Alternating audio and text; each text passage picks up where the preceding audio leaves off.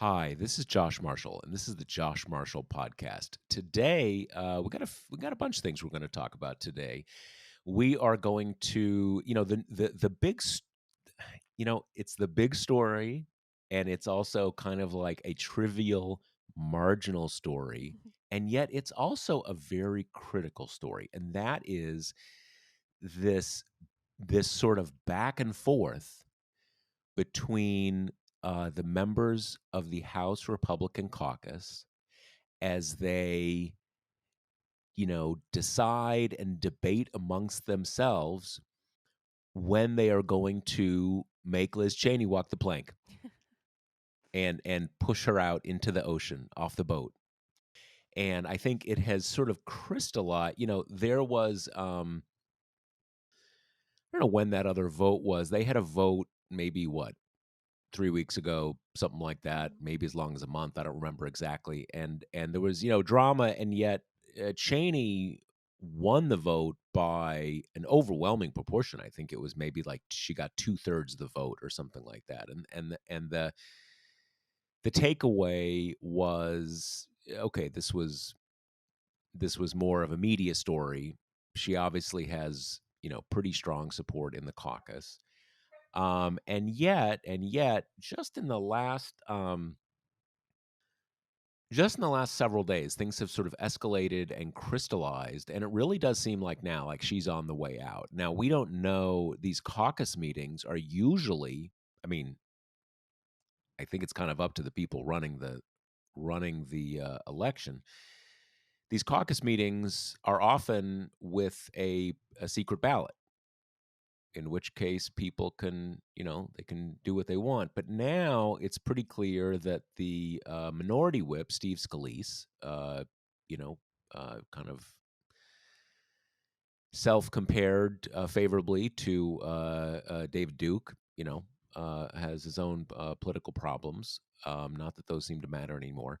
And also Kevin McCarthy have in different ways signaled that they're kind of done with Liz Cheney. And I suspect, if you go back to that vote a few weeks ago, McCarthy was, kind of dinging her here and there, but on balance, he was behind her, and that's going to have a very big effect. Uh, if they are both saying they're done with her, I mean, first of all, I don't think they would be saying they were done with her if the caucus wasn't pretty close to being done with her. So these two things kind of play off each other. And the other thing with Cheney is that take Mitt Romney. Romney's not in the leadership of the Senate. He had that thing out in, you may have seen in Utah a few days ago where he got kind of booed, for not loving Donald Trump enough. And he voted for impeachment the second time. He voted for impeachment both times, actually. Now that I come to think about it, but he voted for impeachment. He didn't spare any words about what the insurrection was about. All those kind of things. But he's not looking for opportunities these days to say it again and again and again. Not that he maybe doesn't need to. He's made it clear where he stands. But Cheney, over the last couple weeks, she has said it over and over again, and in a very unequivocal way. Trump's bad. You're undermining the republic if you keep spreading these lies that the election was stolen and the insurrection was terrible and we can never let it happen again. So I kind of wonder, and I think a lot of people kind of wonder, like, what's Liz Cheney up to exactly? Where is she? Where does she think this is going? Because it doesn't seem to be going. It doesn't seem to be going too well in a near-term political calculus for her. It seems like she's about to be kicked out of the leadership of the House GOP, and I think she's at least got a pretty serious, reelection challenge in Wyoming. Is I should know this. Wyoming is still a single district. Yeah, of course it is. It's got like I think it's like the second smallest population in the country. So, you know, she doesn't have to worry about redistricting. It's the whole state. So she's got all that, and so what is she trying to do? I get the sense that there's things about Cheney, both Cheneys, she and her father, the sort of the foreign policy views and stuff like that. Some of the stuff that a lot of Democrats really do not like about the Cheneys. There's a lot of stuff politically not to like about the Cheneys, to put it mildly. But there are certain things like that that probably predisposed her to be kind of unfriendly to Donald Trump. All the stuff about, the deeply transactional foreign policy, anti-NATO, uh, with everything with Trump, against the forever wars, except when he wants to start one, or when they seem popular. But my sense is she just was rightly pretty offended and aghast at what happened, like a lot of people were. And she kind of planted that flag, and I get the sense she's kind of temperamentally not willing to walk away from that. Again, as I said, she could just kind of stop talking about it. She doesn't have to recant exactly. But what's interesting about this, beyond the question of who's going to be the head of the GOP conference, which, let's be honest, is not an earth-shattering position, right? It's just a kind of a perfunctory part of the leadership when you're in the minority. What is really striking is that this drama has captured how much the foundation, and really not just the foundation, almost the totality of Republican identity, what the party stands for, is Trump, the big lie, and what we might call insurrection denial. Didn't happen, was awesome, but it didn't happen. Would have been awesome, but it didn't, all that kind of stuff. But Donald Trump and the big lie.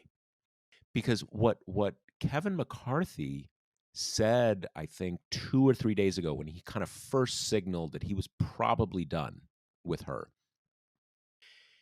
he said she can't deliver the message. And that is kind of one of the key jobs of the head of the conference. That person, you know, keeps everybody in line. That's the whip, but keeps the message operation moving forward and stuff like that.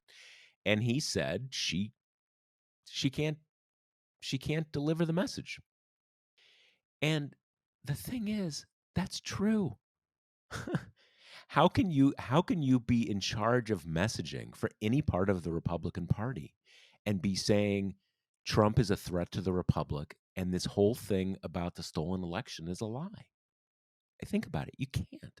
And the fact that you can't, again, underscores that is what being a Republican is now. Certainly in the House. There's a scattering of senators who kind of don't sign on that dotted line, but that's it. And that is really what is significant about this. We had a reader email at the site that I published a couple days ago, and you can just scroll down on the editor's blog. I think it's TPM Reader WB, and this person said that what it shows, the country's kind of moved on from Trump, and I mean, Democrats were wanted to move on from him forever, but in the sense, like, I actually saw there was an article out yesterday, some study of, one of these things where they look at Google data, and basically Donald Trump, just the topic, about him, anything, is just no one's doing searches about Donald Trump. No one's paying attention. He's the old news. He's just in the past. And yet for partisan Republic. So they have become even more fixated on him. And he said that that has created this thing that it's made Republicans more distant politically, partisan Republicans more distant politically from the rest of the country. Because as long as Trump was president, we all had to be concerned about Donald Trump. He was the issue. He was the president. He was insane, but he's a president, and that makes him the most important thing.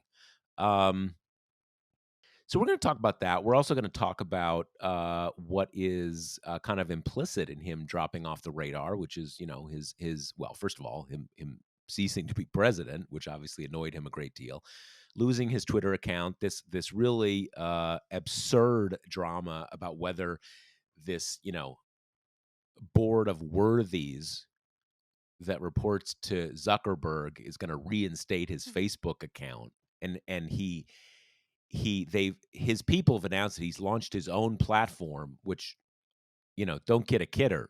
I recognize it's a blog, right? It's a reverse chronological order thing that just has his little statements and like a little Twitter link to if you want to share it. So we're going to talk about that. We're also going to get to some really good reader emails. Let me remind you that spring wouldn't be spring without all the springy stuff: frisbee, barbecues, picnics, some variation of those things. Oh, and iced coffee.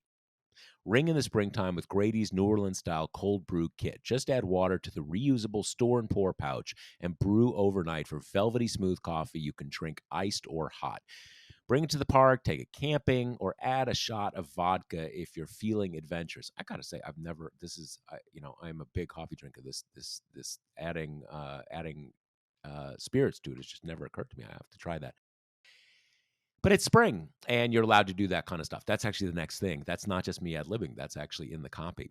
So if you're ready to give it a swirl, get 25% off your first order at Grady'sColdBrew.com with promo code TPM. That's Grady'sColdBrew.com with promo code TPM. And I'm watching here, and if you're watching the podcast on YouTube, you're seeing it too.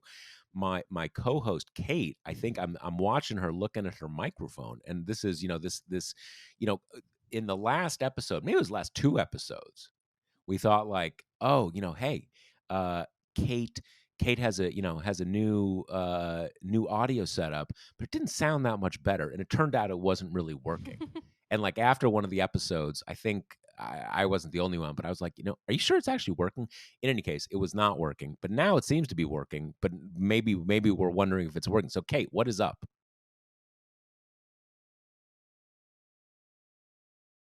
And we're back.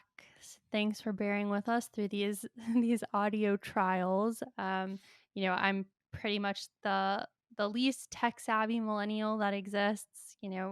More, as Josh put it, I'm more of an honorary member of baby boomers or even the greatest generation. So, you know, shout out to my much more tech savvy boyfriend, without whom Josh and I would be shouting back and forth to each other.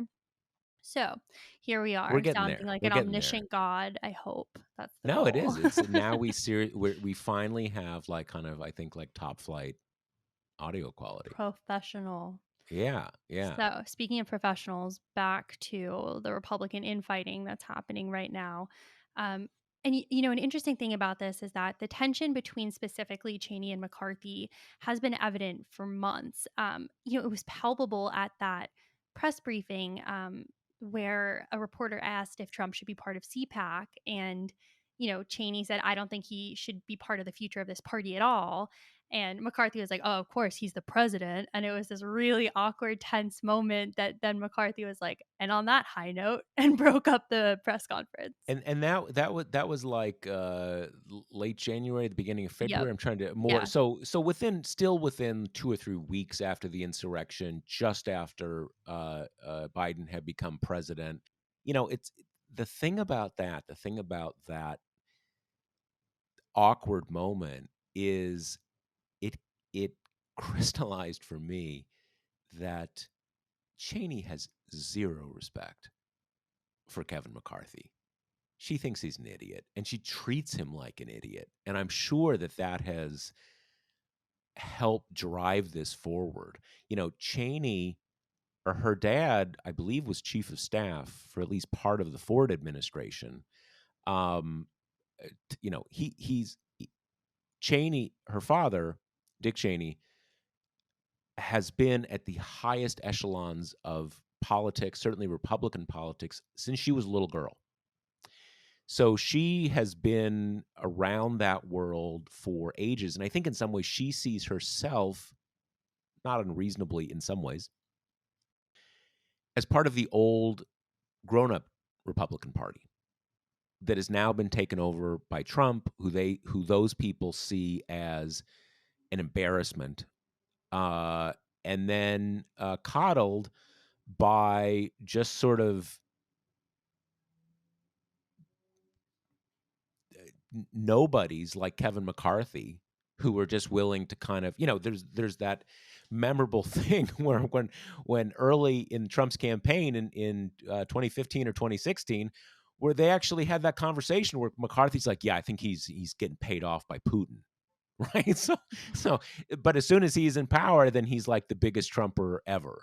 So Cheney, she just in that moment you describe, she was taking a dig at Trump, but really far more at Kevin McCarthy because he's the leader of the congressional party or the House party. And she just disrespected him at a huge level, put him in a really bad spot. Because again, she has zero respect for him. She thinks he's an idiot and she's like the real thing. That's clearly where she's coming from. And she has made zero effort to conceal that or even put it on the back burner.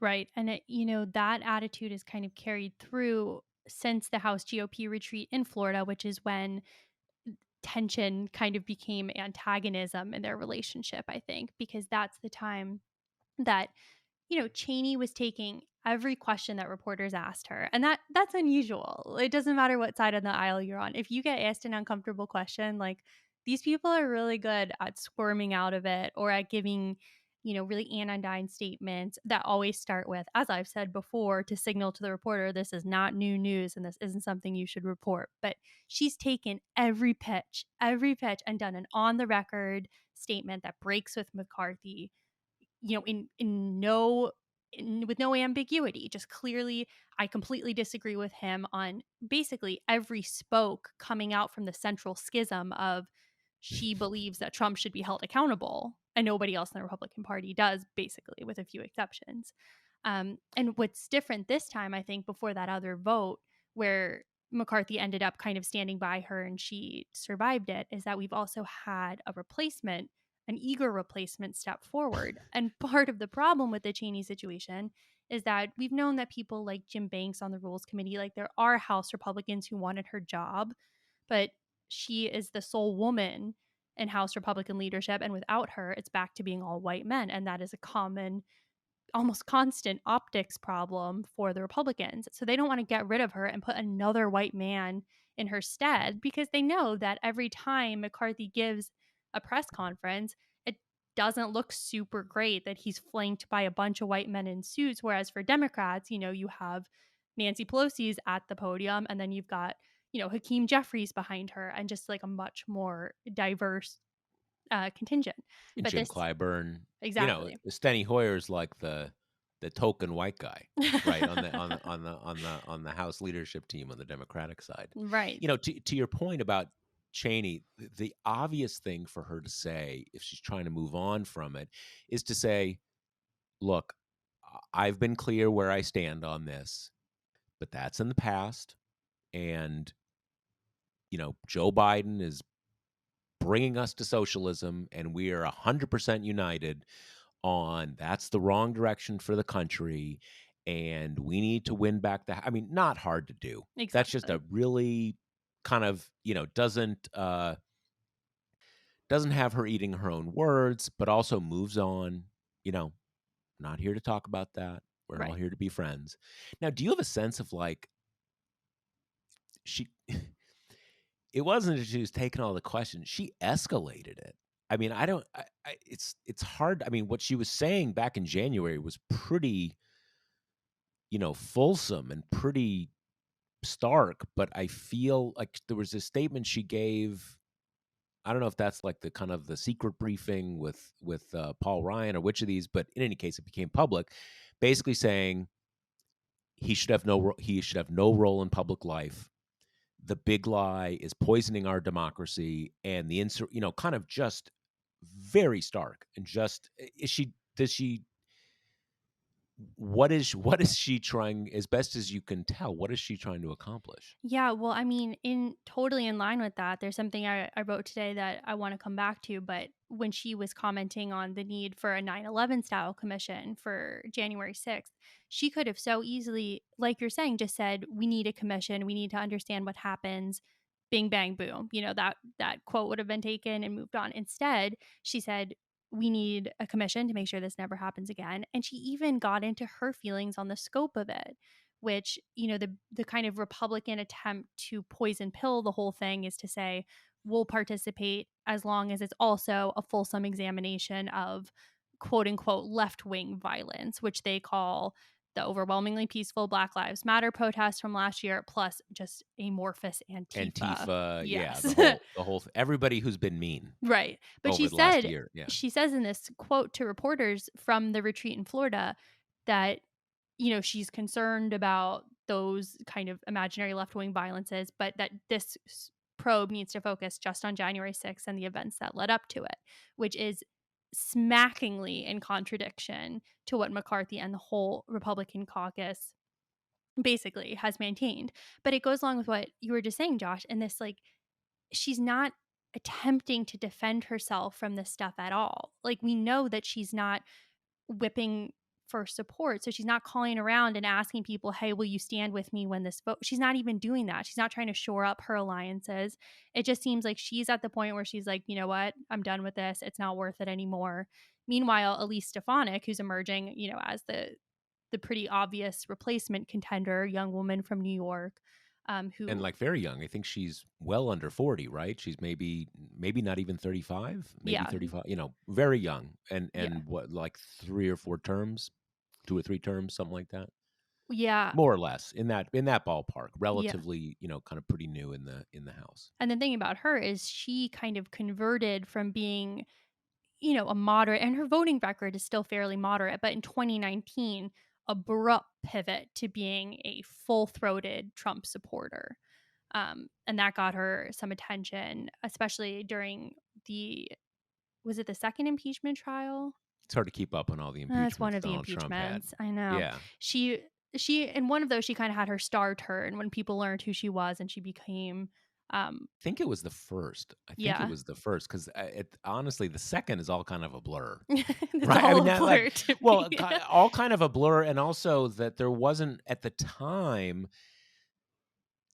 the big defense, such as it was this whole idea he's not president, so you can't impeach. Just these kind of technical things. Like Yeah, there weren't a lot of defenses on the merits. It was all about the Ukraine. It was the Ukraine impeachment, I right. think. Yeah, and so kind of the interesting thing about Stefanik is that a lot of people have been citing her and Cheney's scores by the Heritage Foundation, which scores how conservative the members' voting record is. And Cheney's actually has a distinctly more conservative record than Stefanik, which shows you how much the Republican Party is really no longer ideologically aligned with anything other than how loyal of a foot soldier you are to Yeah. Trump.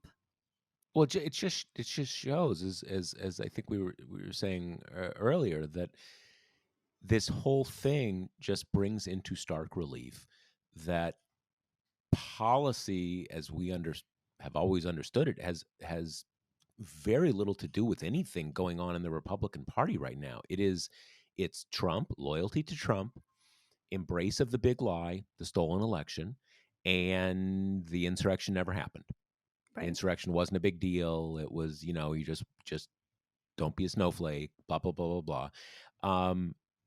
Because as you said, I think I saw this thing too, and like her voting record on that thing was like 45% or something like that. So like not that's not very good, but for if you want to be down with the Heritage Foundation. But it's also an example. I mean, you have she's in I think what is basically the most conservative district in New York State, which is the one that's basically a big chunk of the northernmost part of the state. And basically, once you get out of the greater New York City area and out of, the sort of the Buffalo area, it's pretty conservative. But even in New York, even in the conservative parts of New York, you can't it's not like the South. I mean, it's like the South in some ways. There's plenty of areas in New York where you see like Confederate flags and stuff like that. But you kind of have to be like she was, where your voting record still relatively moderate by national standards. And it's funny when you say how she's kind of, she's done, right? She's done with it. It the funny the funny thing is that McCarthy's right. How can she possibly do the job? The job is supposed to be she is the one kind of keeping message on point for the Republican caucus. And on the defining issue, she totally disagrees with them. Right. I mean, she's more outspoken about the insurrection than most Democrats are in the House, which is a whole other problem, frankly, that they're not. I'm not saying Democrats are into it, but like, I think it is a problem that it is not the case that every time a Democrat goes up to talk about anything in front of a microphone, they need to be saying something about it. And also, Republicans supported the insurrection. And if you let them back in power, you're going to have more insurrections. Yeah. It's just, every single time you should be saying it. And I think a piece of that, which kind of occurred to me when I was thinking a lot about this, especially this retreat weekend where it seems like things turned a corner. One of the things, like I said, that, And she turned it. And that's the thing. yeah, She turned it. I mean, but, it's not a blame, but I mean, she right. walked into it. She leaned into it. But the quote that I read about the January 6th commission, I think is an important piece of this that has flown a little under the radar, which is obviously McCarthy had a lot of reasons to want her gone. I mean, like you say, the prevailing thing in the Republican Party right now is loyalty to Trump is a litmus test, and which she failed. So he didn't want her in leadership. He doesn't want her potentially giving voters a reason to keep Democrats in power. But also, McCarthy has a very personal reason for not wanting to have a January 6th commission, which is he called the president while the violence was unfolding and asked him to call off the mob. And Yeah, I'd as we forgotten know, about this. Yeah. yeah, Yeah. it's easy to forget about because he so studiously has not talked Right. about it. But if you remember, it was Representative Jamie Herrera Butler who dropped the bomb in the middle of the second impeachment trial when she was like, "Oh yeah, I know about that," Right. and released a statement capturing some details of the call that, McCarthy finally reached him. He said, "We need you to call this mob off." Trump said, "Oh, it's Antifa. It's just an Antifa invasion." And McCarthy said, "No, it's not. These are your people. Call them off." And Trump shrugged and said, "Well, Kevin, I guess they're more upset about the election than you were," which Right. is And just shocking. to draw out the point why it is awkward for him is that he was on the right side. Yeah, He was basically, and I think there was in the various renditions of this call, which everybody's going, I think from memory, that I think in that call, Trump said, "Well, they stole the election." He's like, "Dude, no, it's done. It's done. right. We're done." So he really kind of had this brief moment of standing up to Trump and saying, "Dude, it's fucking over, man." Right. I mean, which makes sense because he was in danger when he made Yeah. this call.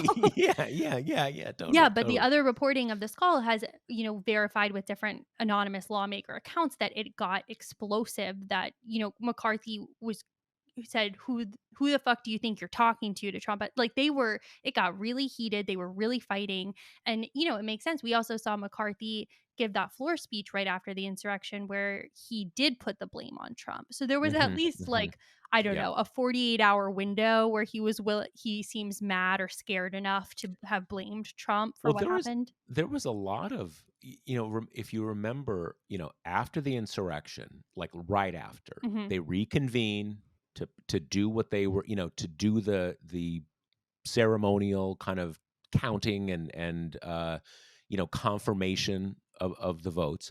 And so they get all the senators back in. And I don't know if people remember, but Lindsey Graham gets up there. He seemed drunk, frankly. Um, got up there and said, kind of like, I did my best, man. I'm done. Yep. I tried. I'm done with Trump. Which And again again, lasted that for like lasted 2 about days. 48 Yeah. hours, maybe 24 hours. Mm. But there was that moment, and it almost getting killed focuses your attention. Right.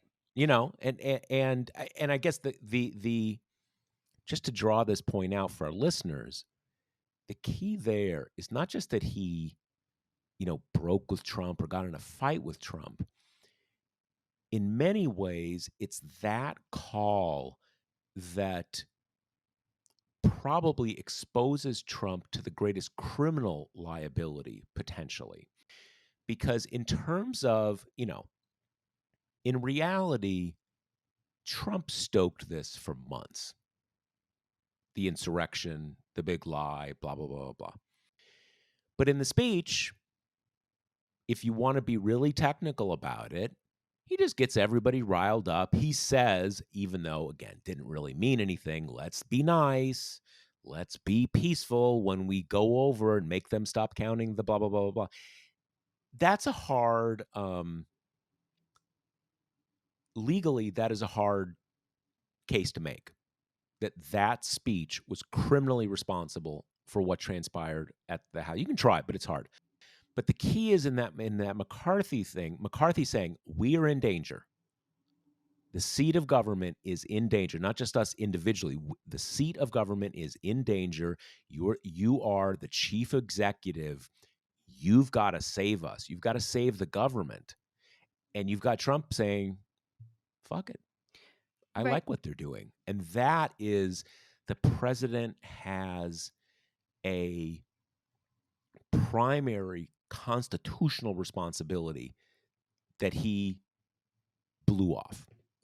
That's right. And we also still know almost nothing about what Trump was doing while this was unfolding. We have shockingly few data points, and the call is the biggest one. But so far, without the commission, you've had some disparate congressional committees kind of trying to take a bite out of various parts of the day and what happened. And they really only focused on things like the security meltdown and the structural problems within the Capitol Police and things like that.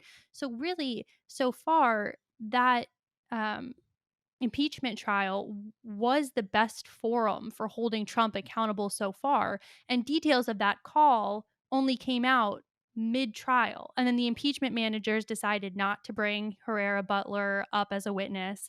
They just admitted her statement. Into the record and then moved on with the vote. And, at the time, you had some people like Sheldon Whitehouse, senator from Rhode Island, calling for the trial to be paused so they could depose McCarthy and get his testimony in under oath. And I remember at the time, because I'm a little fuzzy on the details, but basically it seemed like they weren't going to be able to get it in. And then the House managers did some kind of procedural stuff and it was coming in. And then they kind of, everybody, huddled and they decided not to go ahead with it. And what they did was like, okay, stipulate. Yes, she said this. They weren't stipulating to it being accurate. They got everybody to stipulate, yes, this woman, this member of the House says this happened. Like, who cares? People can say anything. And I remember, a lot of Democrats were profoundly disappointed. Yep. And I guess the idea, I think it was a terrible decision, but I think the decision was, look, we're at the beginning of the Biden administration. We impeached him. We know he's not going to be convicted. Let's not drag this out. We've got stuff to do. And that is not a point with no merit. You do have to make practical decisions, but I think that was a poor one. Well, and the managers had also made the distinct call that they were going to focus all on Trump and they weren't going to focus on the Republican lawmakers who also peddled the election lie or boosted him and his lies. And, that in some ways that was a strategic decision because the manager's job was to secure a conviction if they could. And that's going to be a harder task to do when on the screen in the trial room, you've got some of the jurors watching themselves on TV spreading lies. Right, right, So I right, think that right. was a piece of it too. But yeah, we know almost nothing about Trump, what Trump was doing that day. And if we did have a January 6th commission and its members had subpoena power, which is the case for the most recent kind of draft proposal Pelosi has announced, there is just absolutely no chance that McCarthy is not going to get hauled in before that committee and asked what exactly happened on that phone call. What did he say? What did you say? And so he has this additional kind of personal reason not to want a January 6th commission to come about. And if you kind of take one of the only prominent Republicans who's calling for it to be booted out of the spotlight, you make that eventuality a lot less likely. Isn't there this is one thing I don't understand, and as we've discussed in earlier episodes, I think the whole idea of a bipartisan commission is it's absurd in the sense that one of the two parties did it. So the idea that you were going to have a bipartisan commission really makes no sense. That's just not, as long as one party did it and one party still supports it.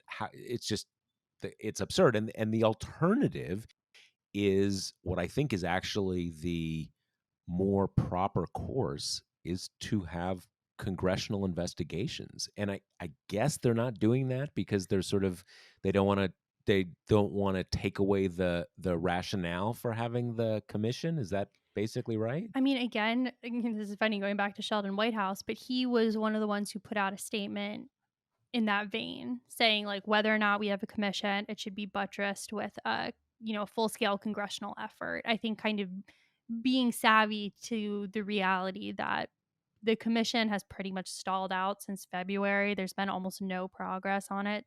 And I tried pretty persistently to get in touch with him there and to like get on the phone with him and kind of talk through the particulars he was imagining, and just totally evaded, kind of put off by his staff and everything, which, you know, perhaps is an indication that that was more of a messaging press release than a I'm actually Yeah, urging us to do this press release. it's hard to say. I knowing him to a degree, my sense is that he'd like to do that. It may be now. I mean, I think that there is, unfortunately, a pretty widespread feeling in the Senate Democratic caucus.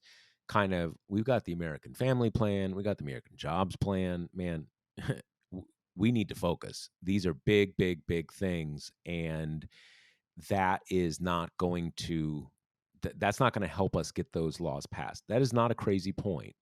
Um, it may just be that the leadership has kind of told him, dude, we're just not going to do that. Yeah. And since that's the case, he probably doesn't have any great desire to talk about it because it's doesn't make him look great to say, well, this is super important and I think it's the most important thing, but they've told me they can't do it and I'm just one guy and I'm not even that powerful, so sorry. Right. That's not a fun conversation to have. So I would assume that is it. And maybe you can get to this stuff sort of after the big legislative push. I mean, I think that, look, nothing is not political. Um, Democrats should be pushing this because it's right to push it, but because what elections are is when people can make decisions. And that is central to the decision. You shouldn't put the Republicans back in power because this is what they're capable of. So, Yeah. I mean, I agree. I think not pursuing it is a big mistake. I think missing the opportunity to, as the chairman of the Financial Crisis Commission put it to me, to write the definitive historical account of what happened, losing that opportunity, I think is bad. And I think we're already seeing how bad it is with the ease with which Republicans are rewriting what happened or reframing what Mhm. happened or absolving themselves in the narrative. And I know that, Democrats don't believe that, but perhaps if you had another body gathering the evidence and doing investigations and finding out exactly what Trump was doing that day, you would at least kind of have this third party thing to look at and hold up, even though, like you say, on a bipartisan commission, you're kind of screwed because you either have Trumpy Republicans who will never take any accountability, non Trumpy Republicans who will be rejected out of hand by most of the Republican constituency, or a whole hog partisan commission, which again, Republicans will reject out of hand. But I do think something as huge historically as what happened on January 6th at least deserves a full-fledged investigation and report, even if that report is rejected by half the country right now. But, Yeah, I mean, I think, the thing is that it's a lot of these people, a lot of these Democrats, good people, are stuck in a bygone era or rules that are no longer operative. And the idea that, well, you got to get both parties on board, and that way everybody agrees and stuff like that. That uh you're going to get both parties on board, and that way it'll sort of have the blessing of everybody and everybody will believe it. Well, that's just not the country we're living in right now. And it is you've they have got to get past this idea that things only matter if they get that kind of, sort of laying on of hands. And to me, I don't really care about that. What you need to do is you need to actually collect the information and just put it out there. And, there's a lot of performative not believing things. Oh, that's fake news, blah, blah, blah, blah, blah. You know, Whatever. Sort of the same with COVID, right? I mean, people say all sorts of crap. Uh, but you need not to live inside other people's bullshit. That is a basic life lesson that I think most of us hopefully learn in our own, individual lives relatively early on. It's one that we have to, learn in the political sphere, and even in a very practical sense. Yeah, you're not going to convince any hardcore Trumpers of that. But hardcore Trumpers only make up maybe 35% of the population, probably more like 30 or so. Um, there's a lot of people who the insurrection is not popular. Most people know it happened. It's hardcore partisan Republicans who are in that other place. But again, they're tops a third of the population. So you need to get that just out there. And it's too bad that it seems so far that's not going to happen. yeah. So now we're going to talk a little bit about the America's newest blogger, former President Donald J. Trump, and then we will get to at least I'm one feeling listener like, question. what is it? Imitation is the sincerest form of flattery here, right? Yeah. So, we've been kind of long promised this Trump social media platform, basically ever since he got booted off of Twitter. That was supposed to be this kind of grand competitive thing that could hold its own with the big boys, with the Twitters and the Facebooks and such. And then what dropped yesterday is essentially it's just a website where it has kind of like a feed where he can put out his stuff and you can share that on Twitter or Facebook. And this It's a come blog. yeah. It's a blog. A reverse chronological blog. I mean, which that's also literally what it is. which came out the day before. As we learned this morning, Facebook is kind of, sort of, in the weakest way possible, upholding Trump's ban for now. So those two things kind of happened back to back. Right. Right. Right. Yeah, no. So and it's funny, if you there's this whole thing now, you're not supposed to You're not supposed to amplify Trump. You're not supposed to link to him, blah, blah, blah, blah, blah. I went and looked at it, and it's just it's about you'd expect. It's just his it's a sort of like a literary festivus, right? It's every single one is like, oh, low energy, Liz Cheney, warmonger, nice going. Just each one is like is some attack on someone. It just underscores how debilitating and devastating the Twitter ban was for him. I know he wants to get back on Facebook, and obviously, lots of people are on Facebook, as we know, but I don't think it holds a candle to Twitter for what he needed it for. The way Twitter really, really unfortunately, probably, but it really, really shapes news coverage for a lot of reasons. But like, I mean, I'm basically off Facebook, so maybe that's coloring my view a little. But everybody's kind of in their own little microcosm on Facebook, sort of. It's just different. It doesn't drive news the same way. It may spread disinformation, but it doesn't define news. It doesn't like, oh man, Trump went on Facebook. He said X. That's just not how it works. I mean, there's a reason why everybody was so focused on his Twitter account, and like no one ever talked about his Facebook account. Yeah, I agree with you that I think Twitter was much more of his pet passion, but I do think, Facebook seems to be the recurring largest way that people keep getting blatantly false information. So I think in that Right, way, right.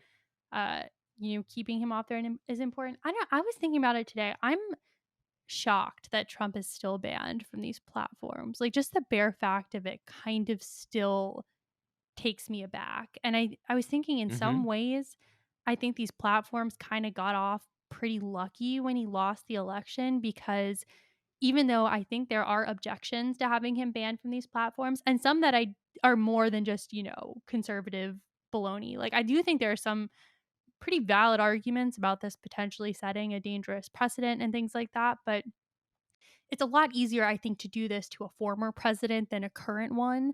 And I think the real test is going Totally. to come if he runs again. That's going to be quite a decision. Right. Well, and remember, it's not that long ago, but it's sort of a lifetime ago. They did it when he was the current president, Right. and it was a big, big deal. Yep. And it's still a big.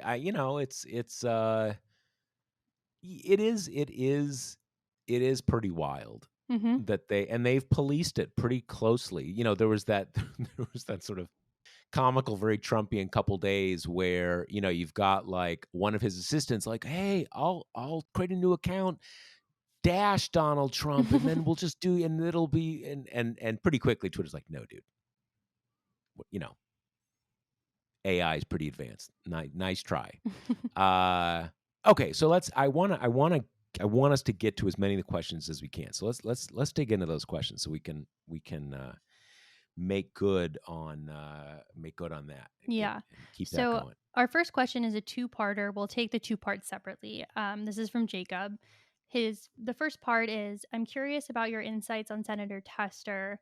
From my limited perspective on him, in some ways he seems like an anti-Manchin. He can be a white, folksy, rural guy who finds ways to make the Democratic consensus sound more appealing, much like Biden has done. While he's no progressive, I find him an interesting counterpoint to Manchin and Sinema, and just asks for our insight on that, which is really interesting because this question sent me down a big Tester rabbit hole. Because if you remember, his election in 2018 was one of the he was a huge Republican target. And so there were kind of like a ton Yeah. of profiles written about him then that I revisited to, refresh my sense of him and everything.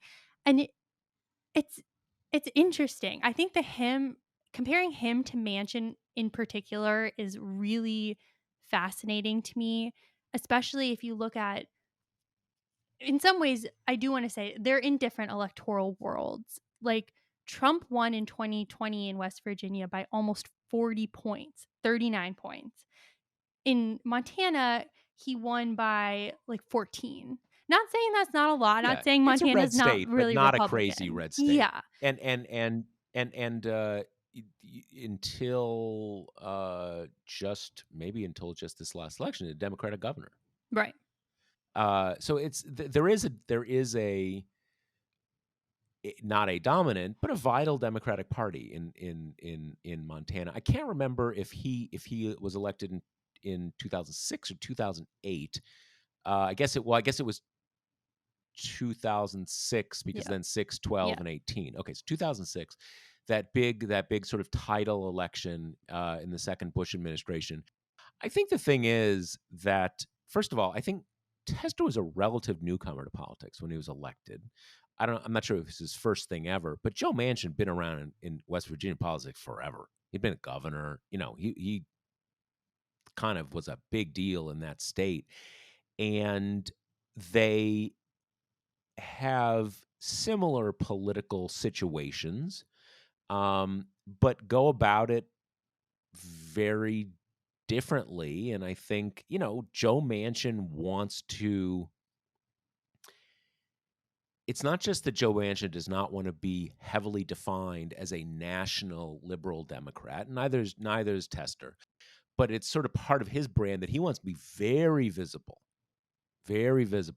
kind of bringing everybody together, all that kind of that's his shtick, and it's just not Tester's shtick. He doesn't. There's certain things he can't be part of, um, but he goes about it a different way. And I think the other thing is that, again, it's not that there's no Democrats in Montana. I mean, it's funny because up until very recently, West Virginia is a very Democratic state. Um, until 20 years ago.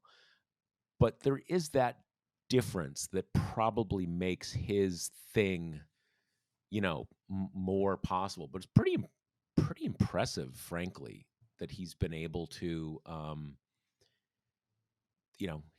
win 3 terms there. And even the first one was, I remember, it was really tight. Just I think it was Conrad Burns he beat.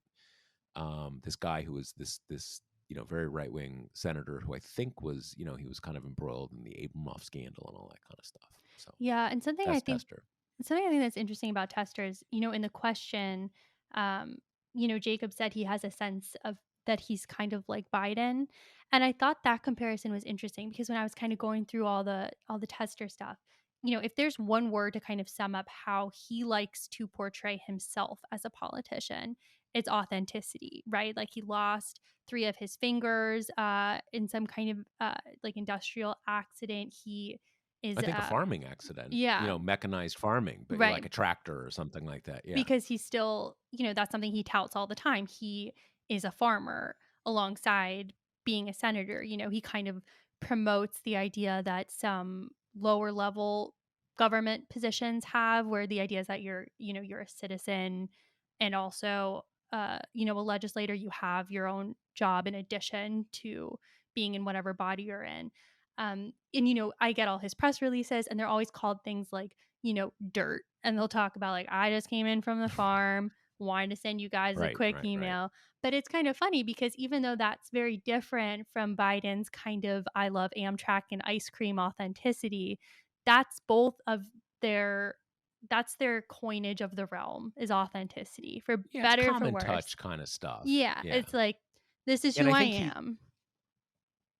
I think I don't remember who he ran against in 2018, but I think in many of his races, he's running against someone who's like, "Oh, Montana values," but they're like, a lawyer in Billings or something like that. Yeah, So he's and always like dinging everybody, like, "Oh yeah, uh, I can tell you're," because everybody's doing like farm commercials, and so he's always that he's the fact that he is, from what I can tell, like legitimately, you know, a farmer, and I guess he obviously can't do it full time now, but he still kind of takes a few turns at the tractor or whatever. That's pretty big part of his pretty big part of his thing in Montana. Yeah, I mean, in 2018, he was competing against a guy who was from Maryland who had like a really strong Maryland accent. So that kind Yeah, of there you played go. right into his Yeah, shtick. yeah, But yeah, I yeah. think I just thought it was funny because he does have some kind of shades of Biden. And there was this one quote I came upon from the president of the Club for Growth, who, while dinging him, called him a likable guy from Montana. And I was like, that's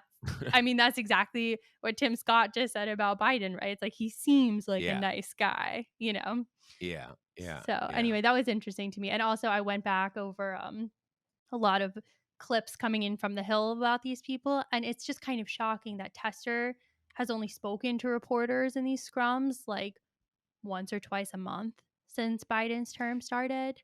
I mean, Yeah, Manchin talks all the time, which in some ways is why I think a lot of people are like, why is the focus on Manchin? Why not Cinema? Especially given their similar filibuster postures. But it's because right. he loves to talk to reporters and he does it constantly. So he's giving new content all the time. She almost never talks to reporters, but Tester also more taciturn. So isn't the spotlight as like the conservative Democrat like Manchin is. Yeah, well, for a lot of these guys and gals, there's just in Manchin's a really good politician. He just is. He has to be to survive in West Virginia, given what's happened in that state in the last 20 years. He's got his own kind of thing. But in most of these cases, if you're someone in a red or kind of purple state, very little to be gained for you in kind of speaking up on all these controversial issues. You just keep your head down. Yep, I think that's right. So what's our next question? So, our next part of our question, also from Jacob, is I'm wondering what you think of the latest think piece craze about people being overly cautious about a return to COVID. I'm specifically thinking about Alex McGillis's Twitter thread from Sunday and Emma Green's new piece in The Atlantic, but these aren't the only examples laying into the liberal excesses of caution. You want to start, Josh? Yeah, I actually said a few things about this on Twitter yesterday, and I published an email from a reader who really reacted angrily to this stuff, and I have a similar feeling. I think that I think we all know, besides COVID denialists, people who understand there's COVID and they're going to take a vaccine and whatever, there's certain kind of people who are like really upset that someone somewhere may still wear a mask after it's not absolutely necessary. Like that really gets to them. And there is also, I think, this effort on some people's part, like, well, conservatives aren't the only one who don't follow science. There's also these liberals, and they're still keeping their schools remote and all this kind of stuff. And there's the article that Jacob is referencing is one in the Atlantic, and the Atlantic has kind of cornered the market on these kind of articles. They've got this one, I think, economist from Brown University, and I have a degree from Brown University, not no bad thing about Brown University, who's been the sort of the person saying, oh yeah, no problem having schools open during COVID. It's not the kind of person, not the academic background I would want to take COVID advice from. But they're kind of big on this, and they had this piece saying, "Oh, there's this city that they're still keeping an outdoor mask mandate. Oh, we know that's BS, and you don't have to do that." And I find the whole thing kind of gross, frankly. There's no question that certain people are just kind of holding on to a lot of the mitigations, maybe longer than is absolutely necessary. It's important to remember the pundits, the rate of pundit vaccination is like 70% now, basically. Like almost everybody I know in the sort of the news world has been vaccinated or is in the course of being vaccinated. That's not the rest of the country. Country at large, about 30% vaccinated max. Some states lower than that. So it's not that you can stop doing all this stuff. And I think the basic thing is, look, we've just been through a horrific year-long thing when like lots of people died, lots of people still have persistent illness. It's scary. It turned the world upside down. And a lot of the places that these people are sort of tut-tutting are places where the pandemic was most severe at the very beginning. And look, people are traumatized. And like some places are going to be a little more cautious than others. And if someone still kind of needs to hold on to their mask, I mean, look, you should still wear a mask now. Most people aren't vaccinated. But 6 months from now, when in many parts of the country most people are vaccinated, you know, if you still want to hold on to your mask, either because you just don't like getting common cold or just because you're not ready, more power to you. And I just look, it is certainly true that there are some people who their COVID mitigation got wound up with their opposition to Trump, and it became kind of part of their identity. Yeah, sure, there's a little of that. There definitely is. But like there are worse things, and I just I don't like the tut-tutting desire. It offends me. I kind of feel differently about it. I think because to me, the act of wearing a mask at this point can't be divorced from the social ramifications of that. I think thanks to Trump, not wearing a mask meant you were a Trump supporter. That was a sign of allegiance to him.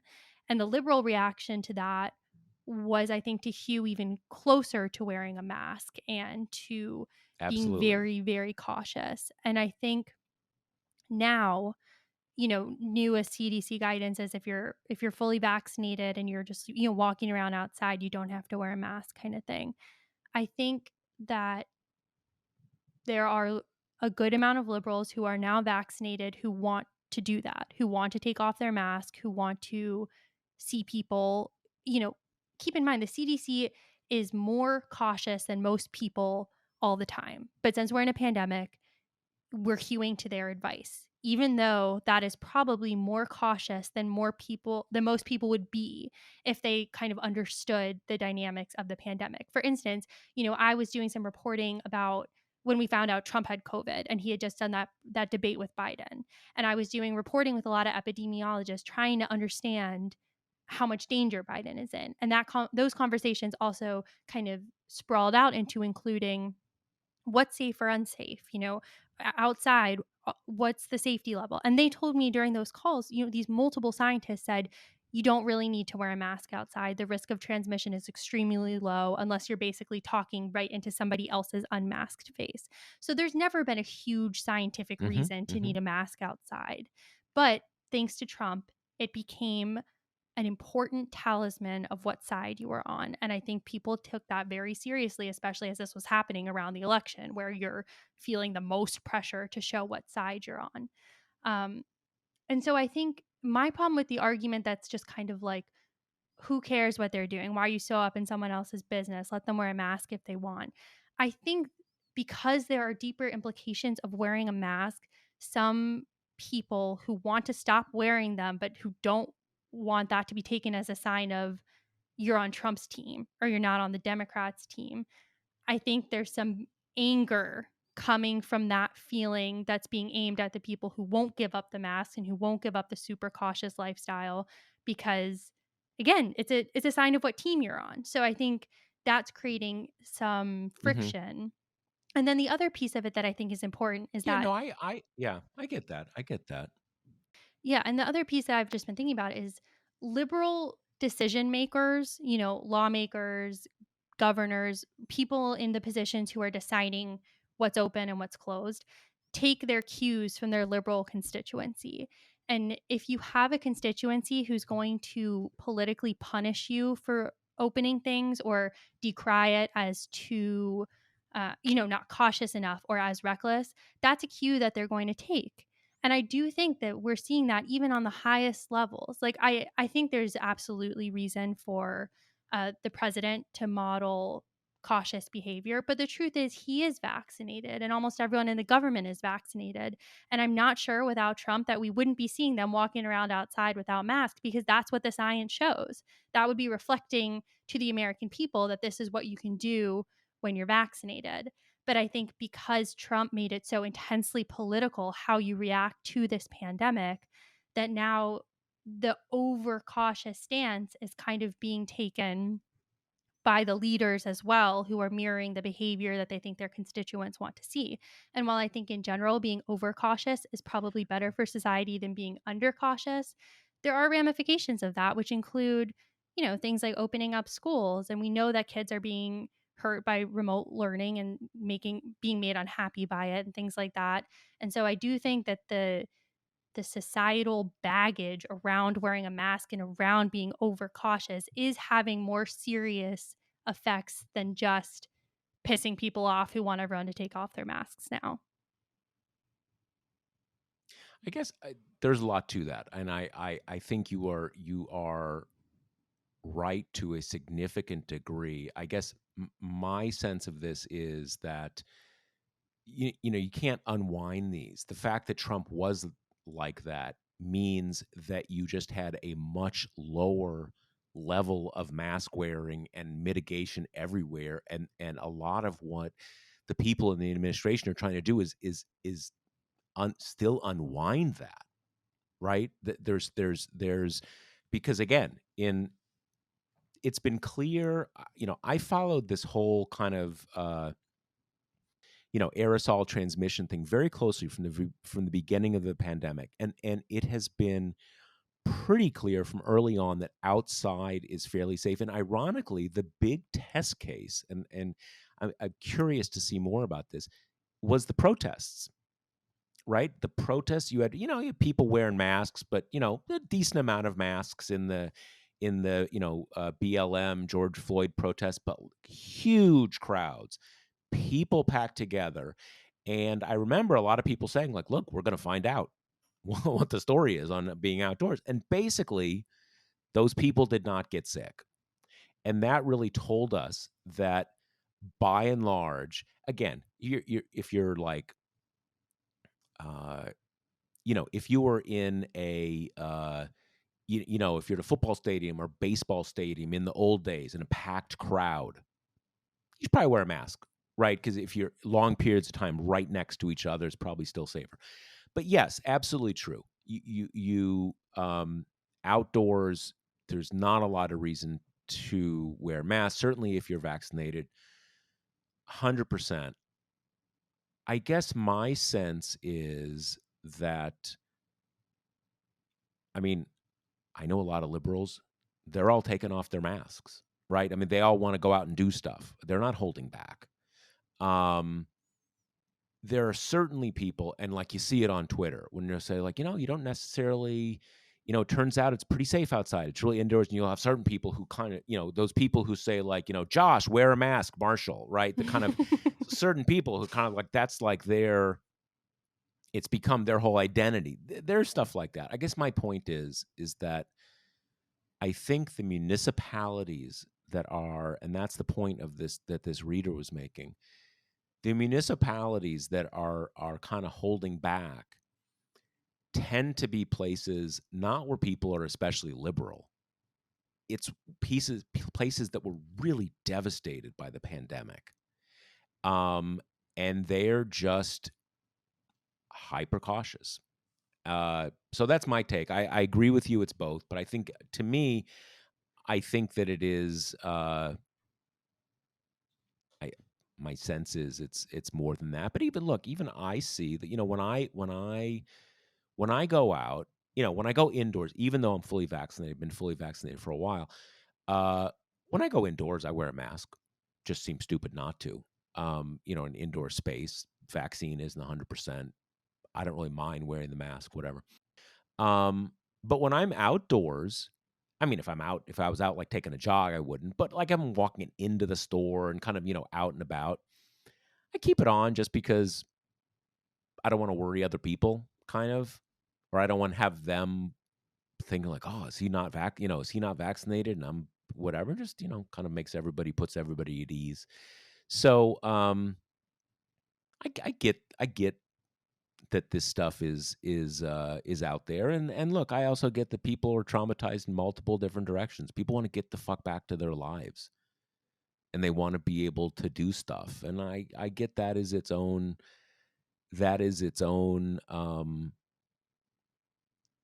that's its own trauma. I get that. Yeah. Okay, I think we've got time for our last question here. This is from Sarah Marie. She said, "You regularly mention that tips from readers are an essential part of your journalistic process. How many emails do you get to the talk address, which is our general email address, per day on average? How many does Josh get? Some of those are probably crank emails, correct? What percentage have reasonable content? What percentage are highly useful? how much of your day is spent reading emails from readers, responding to them, etc. Basically, how much of a part of email reader tips, how big of a part of TPM's process are those? Well, it's definitely a very core part of the process, and it is a process that I have tried to keep core as the organization grew and evolved. Um, we get tons of emails every day. There's one thing we did about a decade ago, which I wasn't really comfortable with at the time, and I think was a terrible mistake that we've been sort of saddled with, which is that there was this push to kind of put that talk email like on everybody's mailing list, right? So and that means that that email is kind of that email box is kind of overrun with just lots of press releases and stuff like that. Um, that's annoying to me, but we get lots. I don't even know how to quantify it. We get lots and lots of emails every day. I also have a TPM email address that is just to me, that when if I respond to your talk email, it comes from that one. So I also get ones to that email address. I read a lot of them. I no longer read every single one. I certainly don't respond to every single. I'm just not able to. I'm kind of selfish about it because it keeps me in touch with what people are thinking. It's a source of information. Um, every story we have ever been on, uh, there's some core of readers that they've been studying it their whole lives. I remember like during Hurricane Katrina, there's like a dozen readers who are climatologists or, kind of I guess actually meteorologists who were kind of giving me all the details, and certain people at the National Hurricane Center and all this kind of stuff. So they are really key for me in getting tips, getting ideas, in just keeping me current, and not just for the news, but also as a publisher. What are our readers thinking? What do they want? Stuff like that. Um, I read not everyone. I read lots of them. I respond to many. I'm not able to uh, respond to them all. Starting, I guess, probably when TPM stopped being just me, the talk email address is actually a forwarding email address. So when you write to talk at talkingpointsmemo.com, that email goes to every staff member's inbox. And I I see very frequently a reporter will say, "Oh yeah, I got a tip on this." Talking to this reader on that. So it's not just me. I mean, the whole staff reads them, and I think probably different people read them to different extents. And Kate would could probably give us a better sense of that. But I will simply say this: when you write to talk, and many of you know this because I've corresponded with you for years, but when you write to talk, that is not like when you write to like contact at amazon.com. I think it is rare when an email doesn't get seen. It probably happens sometimes because there's just tons of email and something gets missed and something like that. But we read them, we often respond to them, and they are really core to our editorial process. It is just kind of organic to the organization. So, and Kate, you tell me. I mean, you have a perspective that I don't about how it, the life of that stream in the organization. Yeah, I'd say I'm on the high end when it comes to reporters who kind of look at the email a lot. I look at them all pretty much every day, just because ever since I started at TPM, I just realized that you know, well, the hardest thing about being a reporter to me is pitching. You got to come up with an idea that's not the same thing everyone else is doing, but you got to figure out a feasible way to do it. And, TPM also kind of specializes in having more, a more interesting angle into stories. We're not trying to replicate what is CNN or Politico, how they're talking about it. We're trying to come at things from different angles, whether that be, analytical, historical, maybe just an underreported facet of the situation, different things like that. And I think our readers are really helpful with that because, like Josh says, a lot of you have specialist backgrounds, which can be helpful in giving insight into a story. Because especially as a political reporter, one week it's tax policy, the next it's immigration. That's a lot you have to cover. So it's helpful when people who have backgrounds in these things can give you their perspective, or hey, here's a part of this and no one else is talking about, but it's important, and here's why you should be looking at it. um, I also really like when readers tell me things that are happening in their hometowns, especially stuff that has gone under the radar of national outlets, and maybe only your community paper has picked it up, or Yeah, maybe it was that's only on huge. Absolutely Facebook. huge. Yep. Yeah, that's really, really helpful. um, and the other thing that I really appreciate is when readers have been following a storyline that I've been covering, a story that has kind of incremental chapters to it that I've been on for a while. I've had a few stories like that where readers kind of write in and say, hey, you covered this a while ago. I don't know if you're still interested, but this just happened, or XYZ just happened. That gives me this really cool way to kind of re-enter a story that I covered, years or months past, and kind of resurrect it and give it fresh life. That something I probably wouldn't have seen unless the reader brought it to my attention. So that's kind of my, well, and of course when people write in nice things, that too means a lot. But those are all the many reasons that I kind of take advantage of our reader emails, which I think are a little bit different than how other outlets get tips.